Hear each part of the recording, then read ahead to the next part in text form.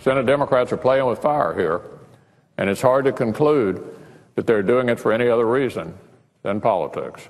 So I would urge our friends on the other side of the aisle this morning to rethink their position and join Republicans in preventing default. That was Senator Mitch McConnell just speaking on the Senate floor, and Senate Majority Leader Harry Reid also just speaking, saying that he's willing to listen to Republicans' ideas and is urging them to compromise. Let's find out what Texas Congressman Ron Paul has to say about all of this. He is a 2012 Republican presidential candidate. Good morning, Congressman.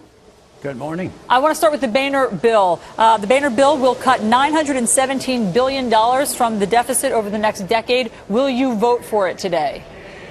No, I won't, because, you know, those cuts aren't real. It says that we're going to cut $1 trillion out of next year's budget, but that's from the CBO baseline. So actually there are no cuts. So I couldn't vote for that, and I'm not going to vote to raise the debt limit. I think that, you know, to pretend that the balanced budget amendment is going to solve our problems, and I don't like that super Congress. So I am an easy no on this. But, but Congressman, let me just ask you, you would rather default than raise the debt ceiling? No, you don't have to default. I mean, right now we're $200 billion over the debt limit, and they have found ways to make those payments. But no, default is coming. The only argument that's going on now is how to default, not send the checks out or just print the money. And all countries our size will always print the money. So this debt, I mean, the bills will be paid. Okay, I mean, but just so I understand, in order to pay Social Security, Medicare, unemployment benefits, you would just print more money.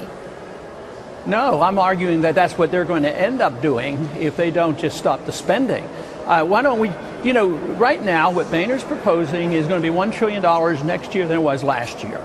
So why don't we just freeze everything? I mean, everybody get what they got last year. Why shouldn't they be happy? We're in a crisis. But they're not going to do that. They're going to raise the debt limit, and then they're going to print the money, and then they'll default by inflation. And that's much more dangerous than facing up to the facts of what's happening today. So, and the market will determine. Right now, the market's not all that skittish. Interest rates are low. People are still buying dollars.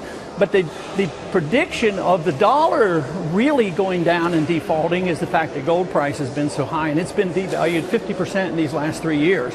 That's the telltale sign of what will happen to this economy.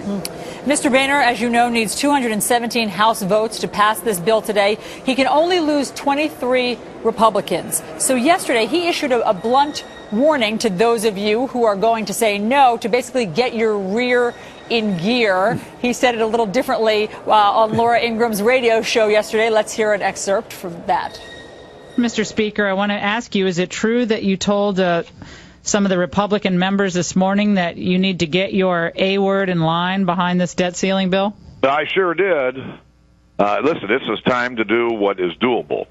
Okay, so there you hear your speaker saying it's time to do what is doable. Would you be willing to just take one for the team, even though you're philosophically opposed? Well, I mean, why should I make conditions worse if I'm convinced the conditions will be much worse if you don't face up to the bankruptcy? The bankruptcy is here. It's just a matter of how we're going to pay for it.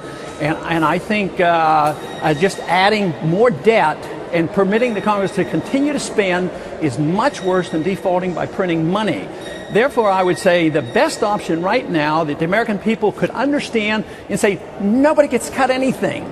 Let's just give everybody what they got last year. And actually, that cuts $1 trillion out of proposed budget increases. And that, to me, seems to be pretty logical.